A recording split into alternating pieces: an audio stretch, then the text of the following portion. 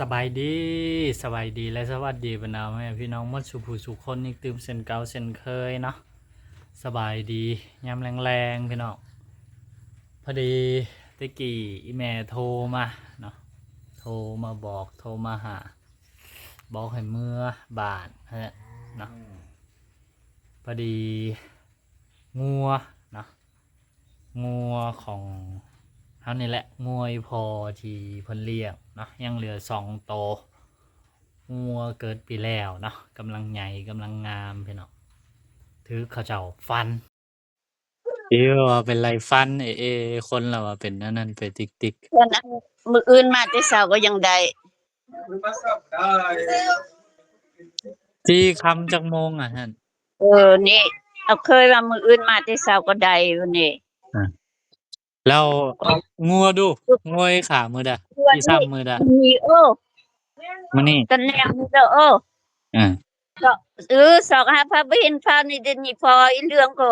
โทรก็บ่อยู่ยังตัดหญ้าอยู่สวนยางพุ่นบ่ปั่นบ่ได้ก็เมื่อสวนบ่มาเทื่อบ่ได้มื้อแล้วมื้อนี้ก็ฝนตกมาแล้วนี่เสียดายงัวเนาะว่ะงัวกำลังงามแล้วว่ะตัวซื้อดิดักแม่นตัวซื้อเขาฟันนะอืมกูกูสิว่าแต่กี้แล้วกูก็ลืมเดี๋ยวนี้มาโทรยังที่ว่าสังหูบ่ฮู้อีกเดือนบอกเลยนี่อืมความลืมนะงัวโตนยังเหลืออยู่หั่นก็บ่ให้พอขายซื่อแล้วยังตัวทึกเนาะเดี๋ยวนี้ก็จนอ่าขานะเอ็นคาร์ดบ่สั่งลุกบ่สั่งย่างบ่สั่งไปเลยเนาะเฮ็ดแนวใดบ่สั่งเฮ็ดก็อีแม่ว่าอ่าคือสิได้ซ้ำมันเนาะคือก็คือขามันนั่นแหละเนาะพี่น้องเนาะก็บอกให้เมื่อเฮาก็นี่ตอนนี้ก็ฝนกำลังสิตกมาเนาะอ่าคือตอนนี้เฮาอยู่ที่บ้านของสาวนี่เนาะบ้านน้ำยาวพี่น้องเนาะแต่ว่าพ่อแม่ของเบาดำก็คืออยู่บ้านทินแก้วเมืองพาวดมเนาะเป็นอีกหมู่บ้านหนึงนะซึ่งบ้านของเบาดำเนี่ยอยู่ในเขตบริเวณตัวเมืองเนาะแต่ว่าทางบ้านของสาวนี่นี่อยู่ค่อนข้างจะห่างจากตัวเมืองพอสมควรเนาะก็เส้นทางนี่ก็บ่ค่อยดีเนาะห่างกันประมาณ20 กิโลเมตรนี่แหละเนาะบวกกับยามฝนแล้วก็ตอนนี้เนาะ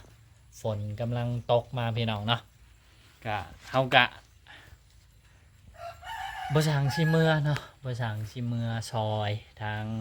อีพออีแม่ซอยทางอ้ายเขาเจ้าเนาะ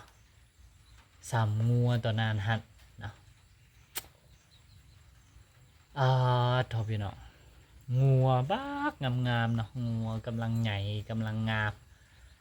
เกิดวางลงทงไปแล้วเนาะมาฮอดตอนนี้ก็น่าสิอ่าพวบปีหรือว่าปีปลายหน่อยนึงนี่แหละอ่า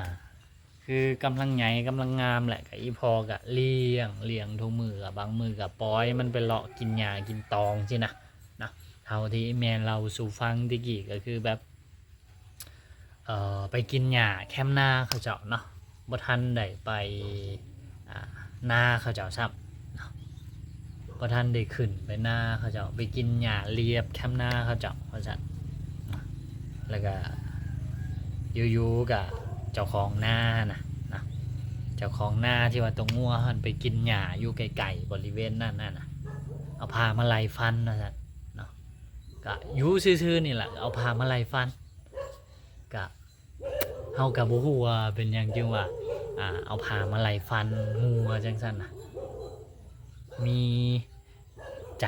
แม่นยังจึงว่าเฮ็ดจังซั่นเนาะพอดีมีคนเห็นเนาะก็เลยว่าฮู้ว่าเป็นผู้ใดฟันนั่นน่ะนะ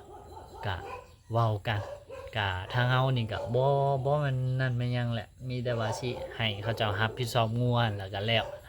แต่เขาเจ้าก็บ่รับนะแล้วก็เท่าที่อีแม่เราสู่ฟังเนาะก็คือแบบเพิ่นก็เลยเอาเงินให้1,500,000ก็ประมาณ 2,000 บาทเนาะ เอาเงินให้ประมาณ 2,000 บาทแล้วก็งัวหั่นก็คือสิเฮ็ดแนวใดก็สุดแล้วแต่เจ้าของงัวก็คือทางพอเฮาเองเนาะรับผิดชอบเอาเองสิเฮ็ดแนวใดก็แล้วแต่ก็นี่แหละอีพ่ออีแม่ก็เลยว่าสิพากันซ้ำเพราะว่ามันปะไว้มันก็บ่สร้างสิลุกบ่สร้างสิย่างบ่สร้างสิหันแล้วนะก็มีแต่ทางเดียวพี่น้องเนาะว่าเอ็นข้อขามันนี่นะมันขาดแล้วเอ็นขามันนี่มันขาดแล้วบ่สร้างลุกบ่สร้างไปเหลือแต่กระดูกที่มันบ่ขาดออกหั่นน่ะนะส่วนเส้นประสาทเอ็นที่มันใส่ยึดใส่จ้องใส่เน่งใส่ติ่งใส่เคลื่อนไหวมันยังก็คือขาดหมันแล้วเนาะโธ่ผู้อีแม่โทรมาหาที่เฮาก็บ่จักสิเฮ็ดแนวใดก็เลยบอกเพิ่นเนาะว่างัวตัวที่เหลืออยู่หั่นก็ให้ขายซะเนาะความจริงก่อนหน้านี้เฮาก็ขายเฮาไปแล้วแหละเนาะมีประมาณเก่าโต10 โตนี่บ่เนาะก็ไล่ทยอยขายออกไปจนเกือบเบิดละเนาะแล้วก็ยัง2 โตสุดท้ายงัวน้อยเนาะรุ่นเล่าข้าวเดียวกันแหละที่พอเรื่องตัวเทิกตัวหนึงตัวผู้ตัวหนึงเนาะแล้วก็ตัวแม่ตัวหนึงนะเว้าตัวเทิกเนาะก็มีบรรดาพี่น้องหลายๆท่านก็อาจสิบ่เข้าใจเนาะว่าเป็นตัวใดตัวเทิกก็คือเป็นตัวผู้เนาะตัวผู้ตัวหนึงตัวแม่ตัวหนึงเนาะงัวที่พอเลี้ยงนะก็เลี้ยงบ่ดำไม่เห็นวางก้อนนี่ก็ปาดบักตุยๆบักงามๆเนาะกำลังใหญ่กำลังขึ้นกะนี่ละอยู่ไปอยู่มาเท่ากับบ่มีไผคาดบ่มีไผคิดว่ามันสิเกิดเหตุการณ์จังซี่ขึ้นนะขนาดว่ามันไปเข้าให้เข้าหน้าเขาเจ้าแล้วเขาเจ้าฟันอันนี้เฮากะบ่ว่าดอกเนาะพี่น้องเนาะแต่ว่าอันนี้งัวเฮาบ่ได้ไปเข้าให้เข้าหน้ามันยังเลยนะเพียงแต่ว่าไปเลาะกินหญ้ากินตองตามเรียบให้เรียบหน้าเนาะไปอยู่แคมป์นำหน้าก็ยังบ่ทันไปเข้าครับอันนี้กลับมาเฮ็ดจังซี่ให้กันนะเอาผ้าเอามีดมาไล่ฟันไล่ขาไล่ฟันงัวกันจังซี่เนาะก็ถือว่าเป็นความโชคดีของพวกเราเนาะที่ว่ามีทางเขาเจ้าเห็นเหตุการณ์นะว่าผู้นั้นนะเอาผ้ามาไล่ฟันงัวเฮาคันว่าเขาเจ้าบ่เห็นบ่มีไผเห็นก็คือสิแล้วไปนะงัวนั่นเฮาก็อยากบ่อยากก็คือสิได้ซ้ำมันหั่นล่ะเนาะพอมันซ้ำกับขาขาดเลยเด้อพี่น้องเนาะซ้ำกับมันบ่มีขาแล้วหั่นน่ะเนาะบ่สร้างลุกบ่สร้างยางปะไว้มันก็จักสิมีชีวิตได้แนวใดงัวที่มันบ่มีขาก็ได้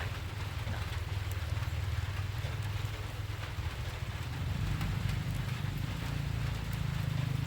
อยู่บ้านเฮาทุกมื้อโอ้โหพี่น้อง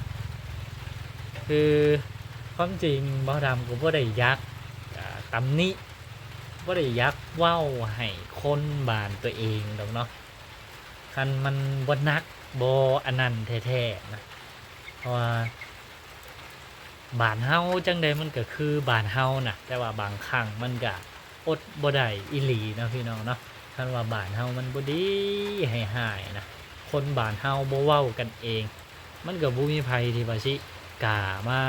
เว้ากันกล้ามาเว้าคนบ้านเดียวกันเองสินะมันก็โพดก็โพดดอกเนาะพี่น้องเนาะเฮ็ดจังซี่ก็ได้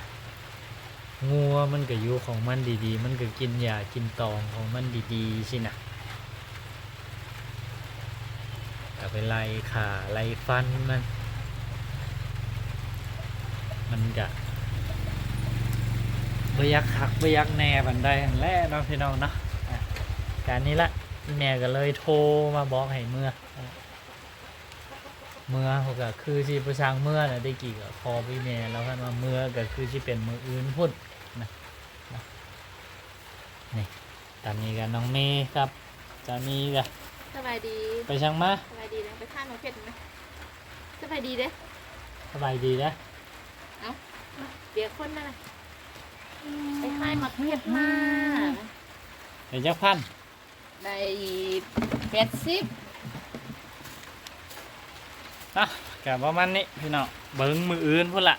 คันอันนั้นกะบางทีเขากะสิเมื่อเนาะบางทีกะบ่ได้เมื่อพี่น้องสำหรับ EP นี้กะนะ